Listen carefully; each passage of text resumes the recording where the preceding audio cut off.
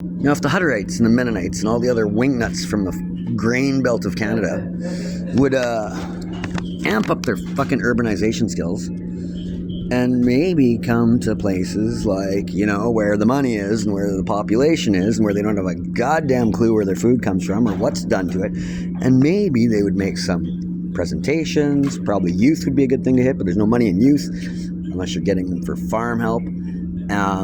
You might want to do maybe some real-world asset blockchain tokenization where you could align with some of the local restaurants that have some amazing culinary skills. Then you could put some pride in your product, and they'd put some pride in the product, and then the customer would see through start to finish how that food is grown, and you guys could show them some amazing things. Erica, you never called your parents? Yes, I did. What'd they say? No. Okay. And then you would be able to be a little more international instead of relying on the old Canadian Wheat Board or the Saudi Arabia Livestock Investment Corporation, which is fucked, or the big grocery store guys, Guinness Book of Records. It's a little bit greasy when you get to that level in terms of morality.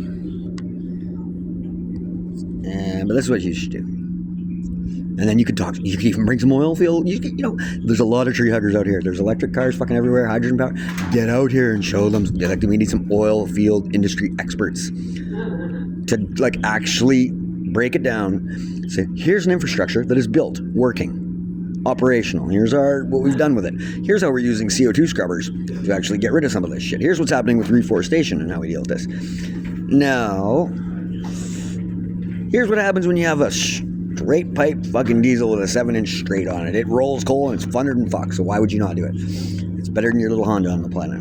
But if you don't get to the urbanites and you don't explain what's going on and how some of these newfangled ideas that are right out of the engineering school of engineering for university are good on paper, good on computer, and good for the guys who are sitting there running the papers and the computers and the problem shooting and the tech and all that shit from their offices in Calgary or Edmonton or Toronto or wherever they are, Vancouver, but they don't have a real world clue about what happens and how things work. That's how you have to bridge the gap between the dipsticks and the dipsticks. Now, to bridge the gap between the genders, I don't know if you really need to make one that's in between, but if that's been done to me, I think I need more lead in my pencils. And there'll be a lot of people that will have to have more lead put in their pencil. Right? Crystal, Ruby Manuel, and Franz, whatever your name is, and that fucking dude, what's his name? Kyle, that dude, the little rock climber guy. Apparently the divine has a message for me. This Jesus cult thing. I don't know. I've never actually seen Jesus.